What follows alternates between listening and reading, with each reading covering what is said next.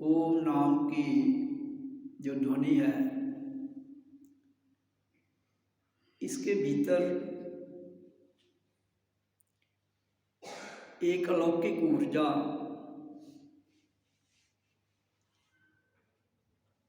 जिसका नाम आत्मा, परमात्मा, ईश्वरी शक्ति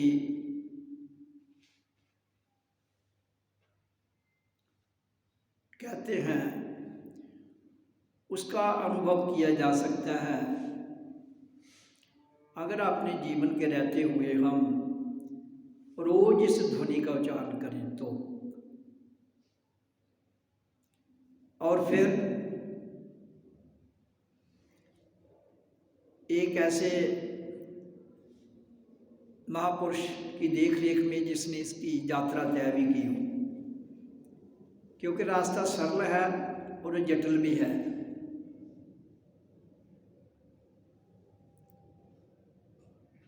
तो सदियों पुराना सनातन है, लेकिन उस सनातन को बड़ी उलझनों में धकेल कर इंसान ने एक बहुत बड़ा उसके समक्ष बाधा खड़ी कर दी है। जो शक्तियां केवल माया तक सीमित हैं।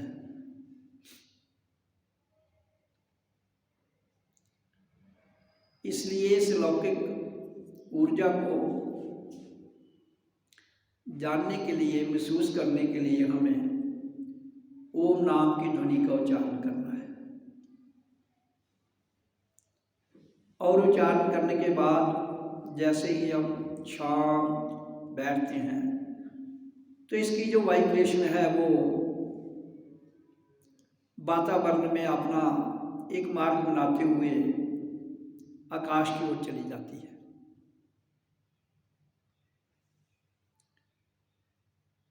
तो प्योर जिसको हम कहते हैं, शुद्ध जिसको हम कहते हैं, जिसका कोई आकार, जिसका कोई प्रकृति से परे की बात कर रहा हूं मैं, वहां इसका कुछ भी नहीं है।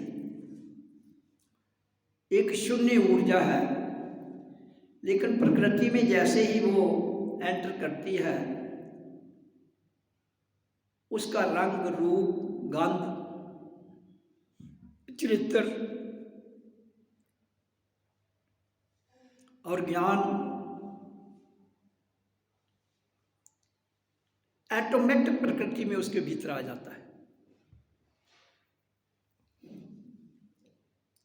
जब प्रकृति में उसका ये रूप,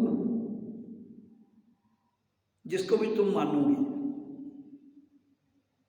एक अलौकिक रूप है ज्योत, वो, और गंध उसकी है ऐसी सुगंध जो प्रकृति में भी है, लेकिन प्रकृति की सुगंध उसके आगे कुछ भी नहीं है। और एक ऐसा ज्ञान जहां प्रकृति का ज्ञान फीका पड़ जाता है। एक ऐसा रंग जो अपनी चमक के द्वारा आपके भीतर भी चमक भर देता है। तो ये सारी की सारी अनुभूतियां जो भी ओम का उच्चारण करता है उसको होती हैं, और इन अनुभूतियों से ज्ञान प्राप्त करते हुए वो आगे की ओर बढ़ता जाता है।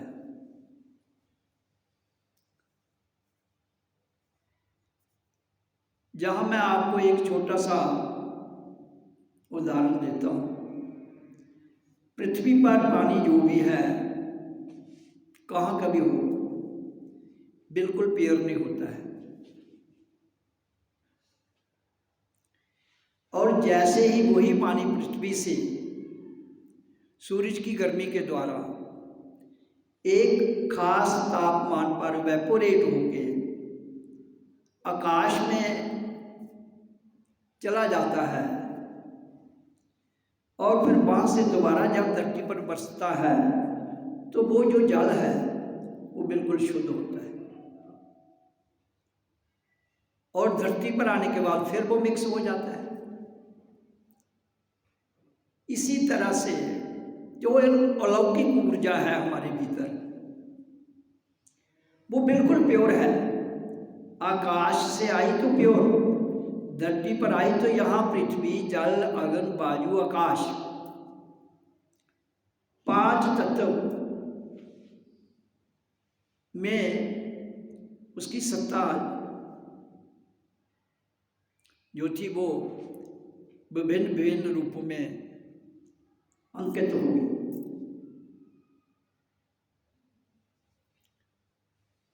तो जब हम दोबारा उस ध्वनि के, जिस ध्वनि के द्वारा हमें जीवन मिला है, करते हैं, तो फिर वो हमारे भीतर से जो पृथ्वी, जल, अग्नि, वायु, आकाश, ये सारे तत्व हमारे शरीर में हैं। जहाँ जहाँ इनका जितना भी प्रभाव है, वहाँ रहते हुए वो ऊर्जा ऊपर को चली जाती है सतलोक में, और फिर वो प्योर हो जाती है। उसी शुद्ध ऊर्जा को हम परमात्मा भी कहते हैं, उस शुद्ध ऊर्जा को हम आत्मा भी कहते हैं, उस शुद्ध ऊर्जा को शून्य, महाशून्य भी कहते हैं।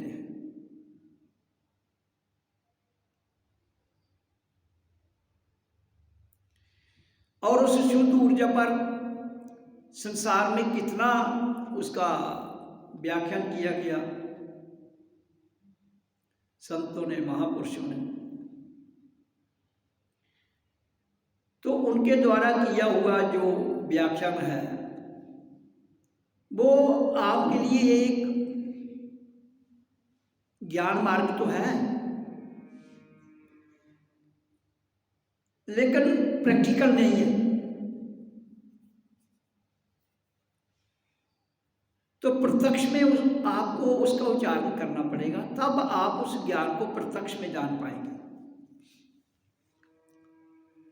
नहीं तो आप उसे एक काल्पनिक शक्ति के रूप में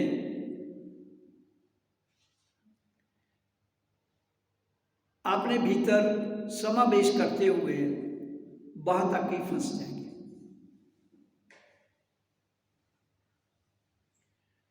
और फिर कल्पना का एक रूप नहीं होता है, कल्पना के आगे कल्पना, कल्पना के आगे कल्पना के आधार पर वो सारी शक्तियां मायावी रूप में, इंसान का दिमाग बड़ा तेज है, वो अपना फायदा लेने के लिए उनको मायावी रूप दे देता है, जिसके आधार पर मूर्तियां आ गई, स्टैच्यू आ गए, और कई आकार उसमें भगवान के दे दिए।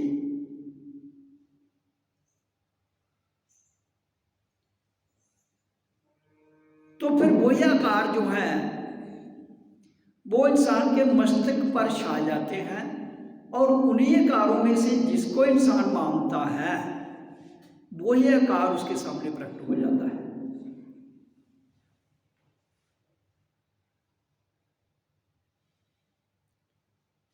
जबकि वो सत्य नहीं है।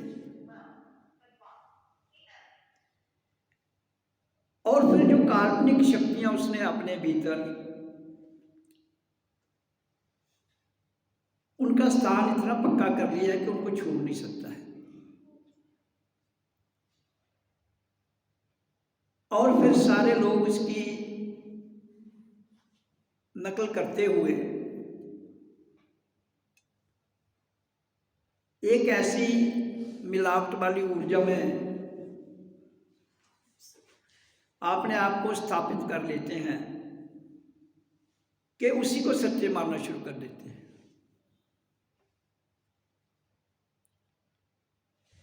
फिर अगर आप उनको वहां से निकालने का प्रयास भी करें तो उनको जो काल्पनिक शक्ति दिखती है वो से हटते नहीं है। क्यों नहीं हटते हैं? क्योंकि संसार ने अपनी अपनी प्रथाओं में उनको इनके द्वारा इतना पक्का कर दिया है कि वो कहते हैं यही सत्य है। फिर जब अलग अलग धर्मों को मानने वाले अलग अलग भगवान को मानते हैं, और तो वहां झगड़ा शुरू हो जाता है। लेकिन परमात्मा की ऊर्जा अलग नहीं है।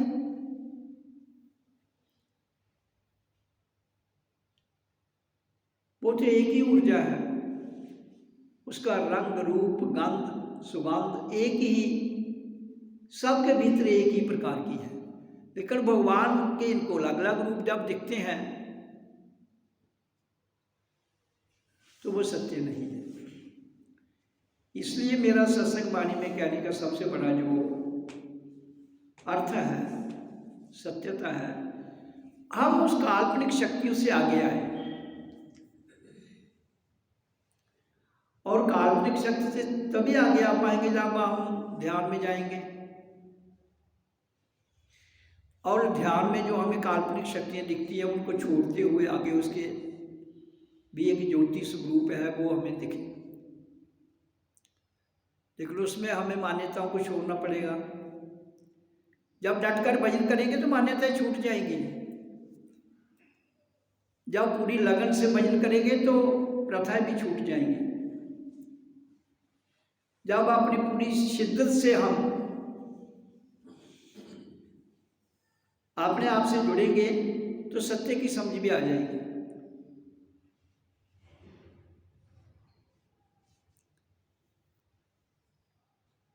और जब तक सत्य की समझ नहीं आएगी तब तक हम भ्रांतियों से, भय से नहीं निकल पाएंगे।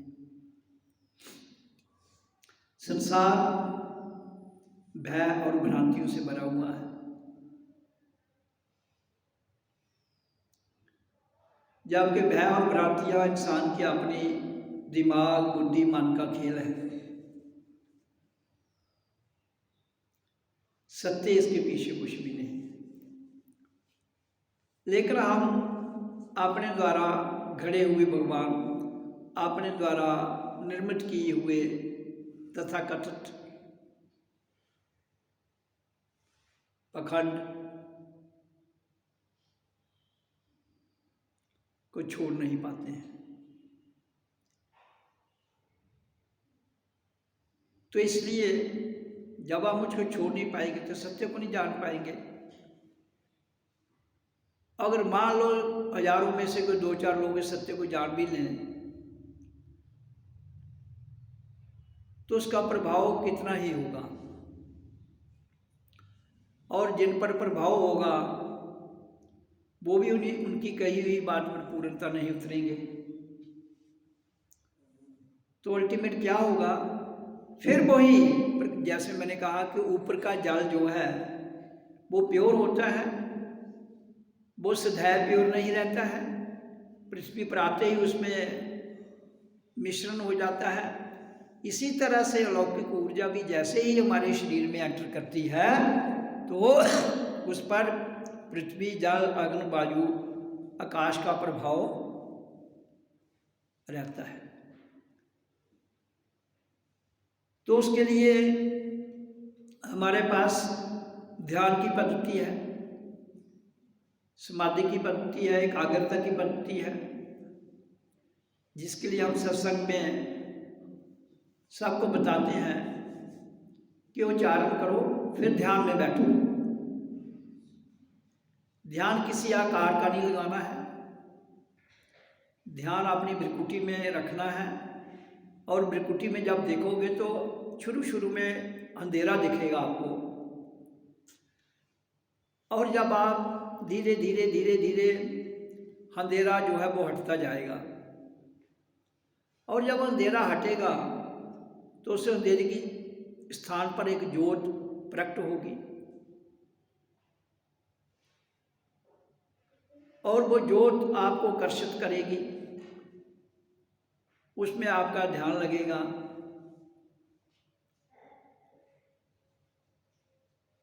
और फिर ध्यान के द्वारा आपके अंदर जितने भी काल्पनिक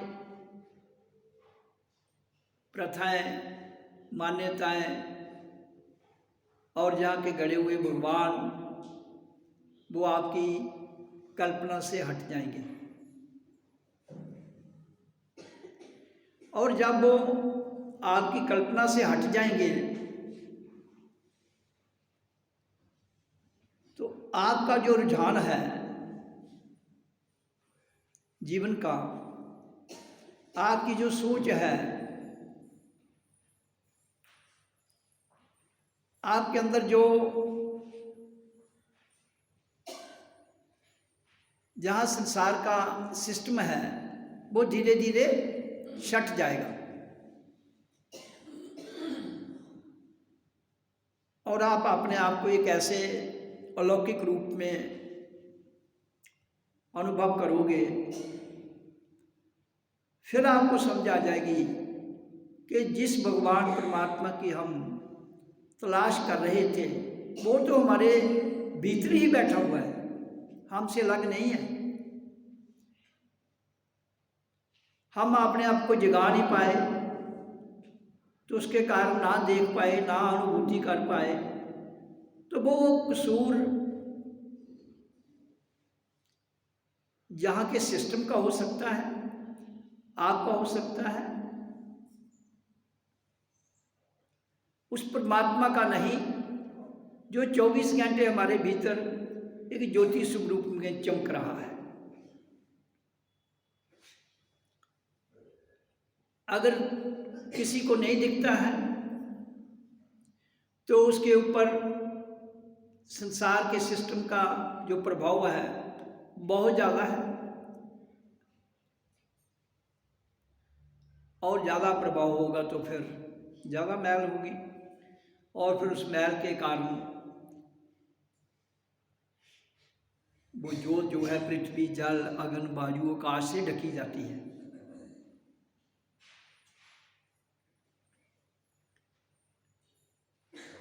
इसलिए आपको जीवन मिला है, समय भी मिला है। जब जीवन भी मिला है, समय भी मिला है,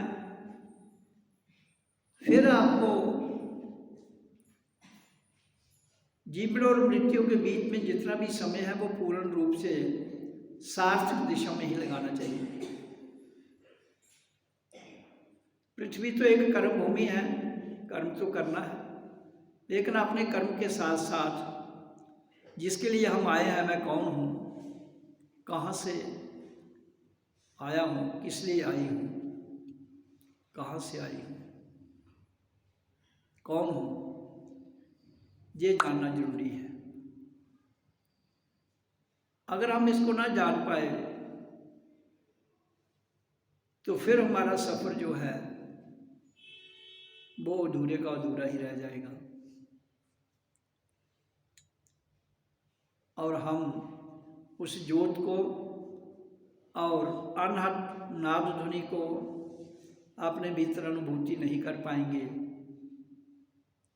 तो जीवन के रहते हुए ना कर पाए तो जीवन फिर असमंजस में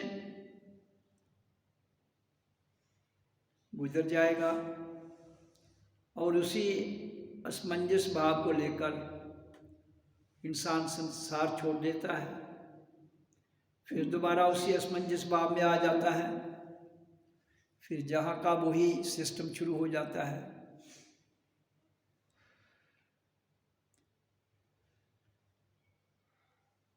जबकि परमात्मा हमसे अलग नहीं है, वो असमंजस से परे है, वो हमारी बुद्धि से भी परे है हमारे भीतर।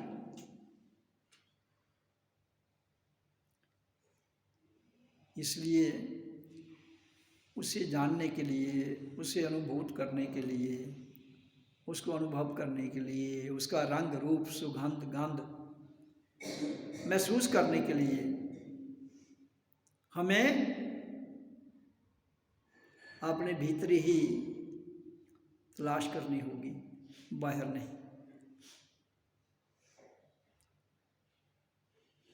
तो इसलिए सत्संग में आते हो, समय भी देते हो, प्रयास करो जीवन में वाणी पर उतरा जाए, प्रयास करो अपना अभ्यास बढ़ाया जाए,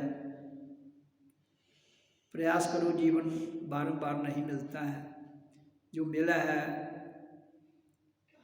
उसे व्यर्थ में मत गवा दीजिए, क्योंकि समय तो रुकने वाला नहीं है, समय अपनी धारा में बह रहा है। तो इसलिए अपनी इच्छाओं कामना को उस पर छोड़ दीजिए जो हम सबको चलाता है।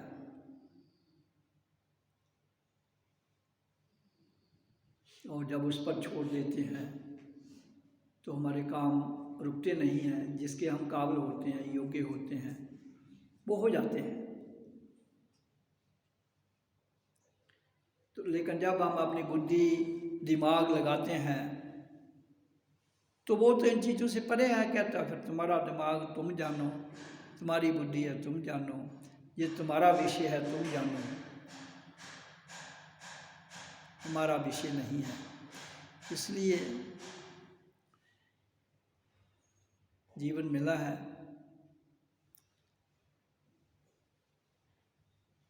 और इसका भरपूर इस भजन में समय दीजिए, ओम का उच्चारण कीजिए।